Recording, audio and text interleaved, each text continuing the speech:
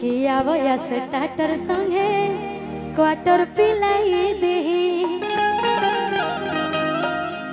आ पूरा कदे मन्नत आ जन्नत दिखाई देही। आ स्टार्टर और क्वार्टर केकरा केकरा बुझाता? हेलो, एक बार तनी हाथ उठा के बताई जाए कि आवया स्टार्टर संगे क्वार्टर पिलाई देही अब पूरा कदे मन्नत आ जन्नत दिखाई देही।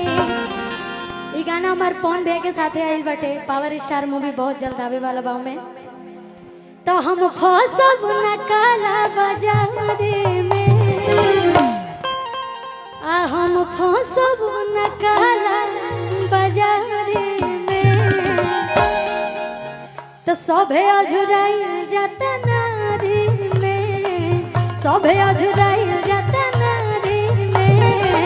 हम रंगदारी में, हम रंगदारी में, हम रंगदारी में, हम रंगदारी में, आवो या स्टार्टर संगे क्वार्टर पिलाई दे, पूरा कद मन्नत जन्नत दिखाई दे।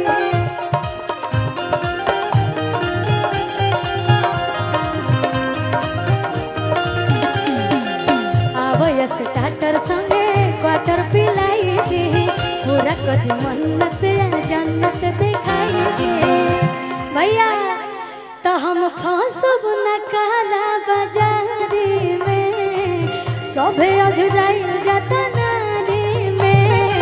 हम रंगदारी में, हम रंगदारी में, हम रंगदारी में, हम रंगदारी में। क्या बात है?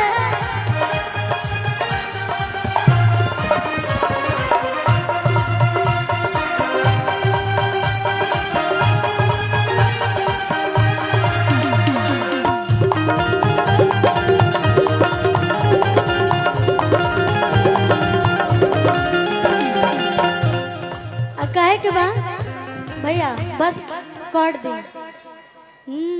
अरे बिना हसीना बा अजीना बेकार हो, देता नी मौका तलो डूब के तुम्हार हो, डूब के तुम्हार हो। बिना देता नी मौका तलो डूब के तुम्हार हो, डूब के तुम्हार हो। हम नहीं फसबो मटकी के जाल में, देह अटकाई लटकाई के जाल में, देह लटकाई लटकाई के जाल में। मजा मिलेला बम गोलीबारी में, सभे अझुराइल जाता नारी में। हम रंगदारी में, हम रंगदारी में, हम रंगदारी में, हम रंगदारी में।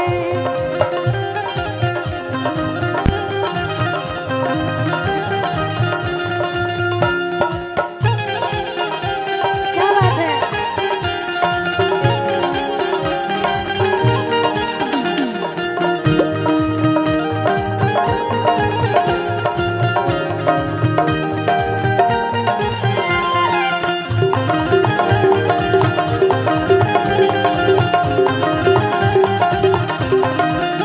लेकिन भैया एगो बहुत ही प्यारा हमारा